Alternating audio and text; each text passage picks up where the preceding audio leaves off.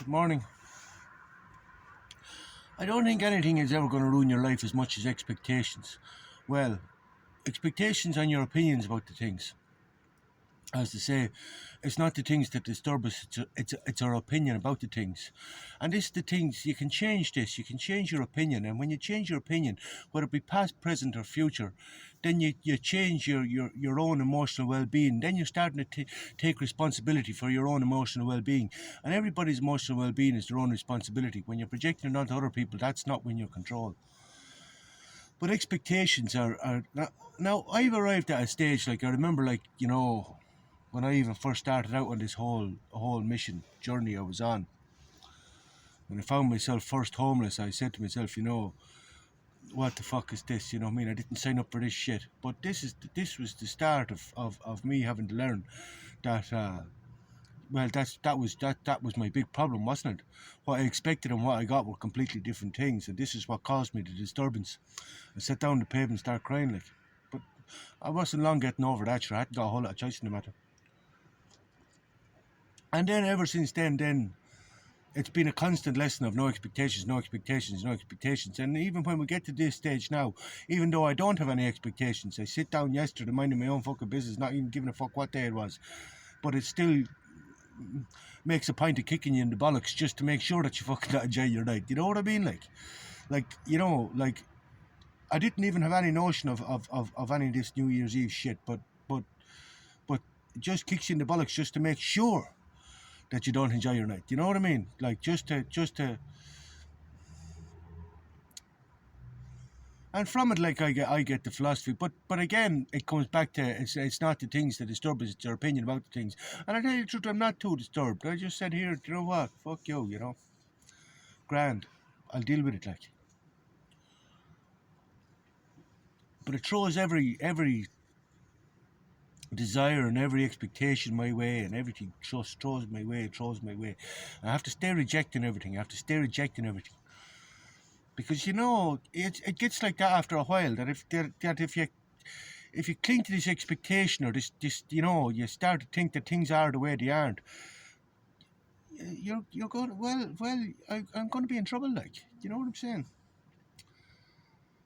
And it takes a lot of practice, like, because things will go as the most. Now, I'm not going to get into the whole determinism thing now, but I'm telling you now, like, things will go as the most. But like, whatever you're supposed to have, you'll have, or whatever you're.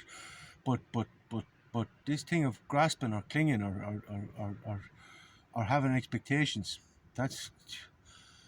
Well, at least if you do it, it starts by actually acknowledging, right, what was the problem here? What is the problem here? Well, I expected it to be different than it is. And if you can actually just start with that, I expect it to be different than it is, that's the start of you having no expectations. You don't start having no expectations. You start by saying, well, what's causing me disturbance? It's not how I expected it would be. It's not how I thought it would be. Do you know what I mean?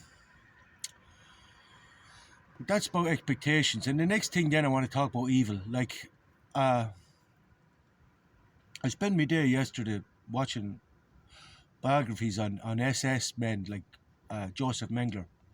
Now, everything is relative. And I might well ask, Jesus, how could you put such a vile, horrible, evil bastard on the earth? But everything is relative. Like, you can't. If we were all rich, nobody'd be rich.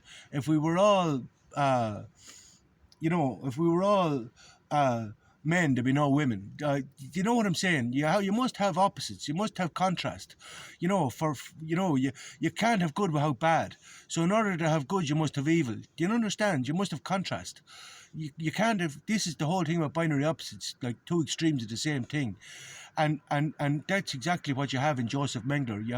You have the absolute extremity of evil. But what that gives you then is the same as when I was saying to the universe, where are you going to horrible cunt? You know what I mean? Like, why are you doing this monkey on my back? Why are you putting this horrible cunt on my back? Which it has a tendency to do. It has a tendency to strap horrible cunts to my back. But and the universe said to me, well, if he's horrible, then what do you call the rapists and murderers in the jail? I said, yeah, fair point. Because now it's relative, like, and relative to them, he's not so bad. And then now I have a new one because Joseph Mengler like just makes them look like fucking teddy bear's picnic. You know what I mean? Like he is like, if you read or look at his biography, he's the most you cannot possibly imagine a more vile, horrible, evil bastard. And then you have something relative. Do you know what I'm saying? Like, because the way it is now, everybody's so fucking soft. If you take their lollipop, you're an evil cunt. Do you know what I mean? You're an evil bastard. You're fucking this. Oh, did you just defend me? Oh, you're an evil, horrible person. You know, you ruined my life. You know what I mean? But people have no relative experience. Do you understand? Because they're so soft. And then what else I was looking at yesterday was Gabber Mate. Now, this man is the reason that everybody's so fucking soft at the moment, and why everybody's having such miserable lives, and everybody's suffering. Because everybody is fucking suffering. Everybody has fucking anxiety or fucking depression or some shit. Because they're all being labelled as mental illnesses. Anxiety is a mental illness now. And so we have to, and the reason it's a mental illness is so you can be medicated for it, you can be written a prescription for your anxiety to treat your illness, your disease.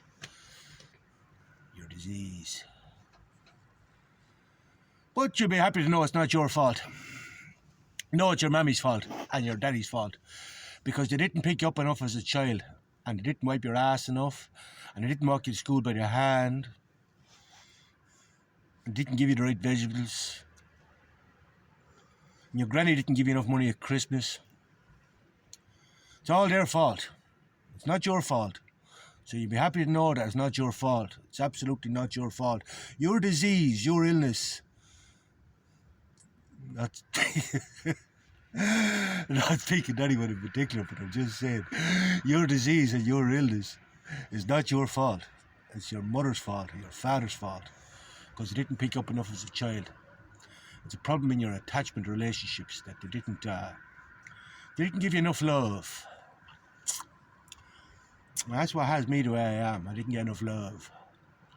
That's what has me free and independent. And able to weather this shit. You know what I'm saying? I didn't get enough love. And I'll tell you one thing, I'm fucking very thankful for it. I'm very fucking thankful for it, I tell you that. I thought my ma was the best in the world. My old lad. Best in the world. Best parents ever. Fucking lovely people. But I have to say, I'm like, that about attachment relations. My mother was a teacher. I was calling her Mrs. Connery since I was fucking 4 years of age. I wonder what Gabber Mate would make it out, or if he saw the old lad fucking telling me not to be breastfeeding the shovel, and I out fucking digging plots of land. Oh, Gabber Mate make it out. He would have given her the jail. I tell you the truth. But this is the big the problem. But this man now, and I know he's the best in the world, and his intentions are all good and everything else. But this man, like with his trauma label, you know what I mean? And it's the very same as your anxiety is a disease, your depression is a disease. You know, you're not responsible for that. That's a disease. But Gabber Mate and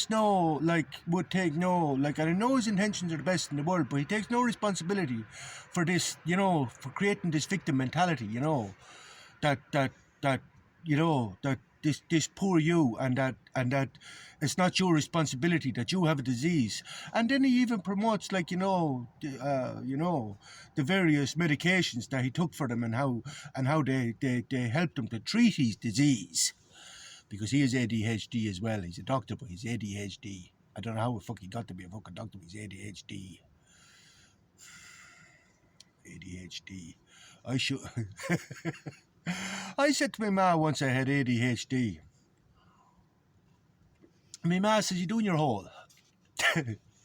She says, whenever anyone was telling a story, you used to sit like this, you know, and stare at them, because I love stories. But I had ADHD when it came to maths. I used to be outside in the grass smoking fags. And French. I'd ADHD. I'd ADHD. I'd ADHD for French as well, and I'd ADHD for music lessons. Because I had absolutely, what the fuck were you teaching me this shit for? I had absolutely no intentions of going to France. I couldn't comprehend why you were pushing this shit down my neck. And that's why I had ADHD. I didn't want to fucking do it. But this thing of now, sure, that's as bad as Joseph Mengler nearly. Like, you know, like, this is what I'm saying, that people don't look at their own vices. That's as bad as Joseph Mengler. Like, Joe Rogan showed an ad yesterday. Joe showed an ad yesterday of a child paying absolutely no attention in school. He didn't give two fucks for what they were trying to push down his neck. And then they medicated the shit out of him. They gave him medicines, like, for this ADHD. This is an ad for ADHD medicine, like, on television, like, in America, like. And next thing, it showed the fella holding up the hand and answering the question, and everybody clapping, you know.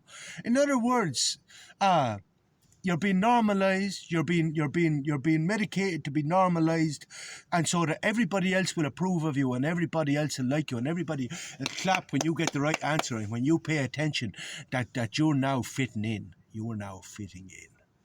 So you take your medications. That's nearly as bad as fucking Mengler. Medicating children so that they fit in and normalise them.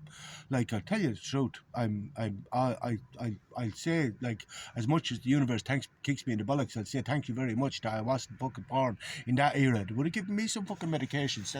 I'll tell you that. But yeah. And medicating the children to indoctrinate them in as they see fit, and to teach them their doctrines and their, you know, program them in a manner that be conducive to the treadmill of production, or be conducive to their own selfish interests, their own agendas. Do you know what I mean, like? No, like, yeah. That's your three diseases: your ADHD, your depression, and your anxiety. Yeah, they're diseases. So, right. Well, Happy New Year to you all.